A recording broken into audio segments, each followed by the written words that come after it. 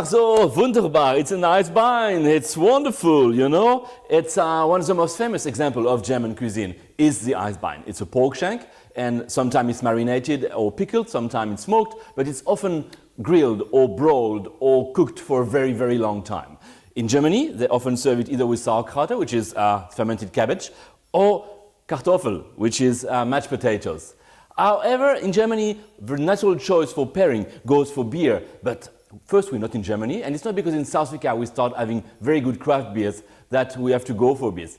Natural choice will be for a great bottle of wine. If you want to pair an eisbein with a white wine, you know, the first thinking would be, oh, let's go for Riesling. Why? Because if the cuisine has been developed in Germany, probably a German cultivar will do perfect with it. But let's go outside the box, think outside the box, and let's go for an unusual pairing with an unusual cultivar. I've been selecting Viognier, but not every Viognier would do the trick. You know, Viognier very often it's very ripe, very peachy, very apricoty.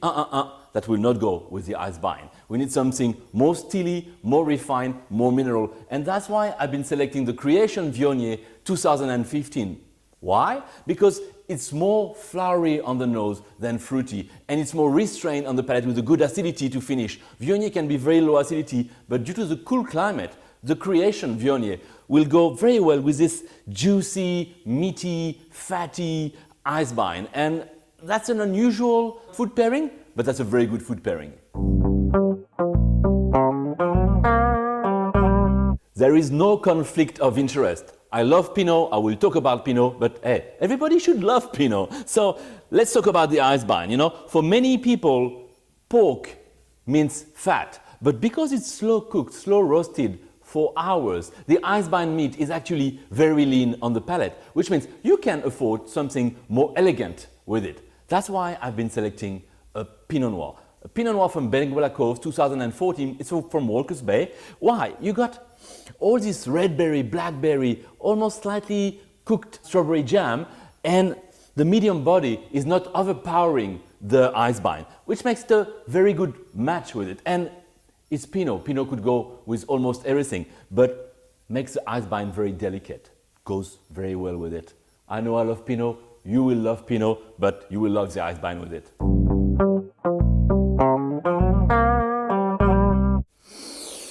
I wish you could smell that. This is wunderbar, this is wonderful, the smell of the eisbein. Why? Because the eisbein has been cooked and roasted for hours. So it's been developing a spiciness, a sweetness, a caramelized lingering aftertaste, which is unique to this long roasted pork. So as a third option, I've been selecting a Syrah 2012 from Graham Beck, The Ridge. That's the top of the range. It's a very intense wine, but beside this very red fruit on the palate and this massive body, it's got a slight smokiness, like a smoky spiciness, that's actually matching the profile of the eisbein so perfectly. And that's what food pairing is all about, trying to match and compare and find in the wine and in the food something, a common link.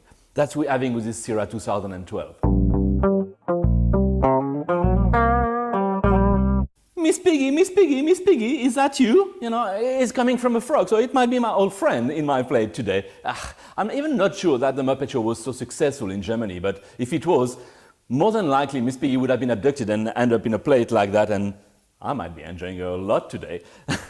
Anyway, one rule is important with a very close cooked meat like an eisbein, is no hard tannins. That's why you're going to have the choice between freshness of a Viognier, the delicate softness of a Pinot Noir, or the smoky spiciness of a Syrah. But beside that, that's your choice, so Prost!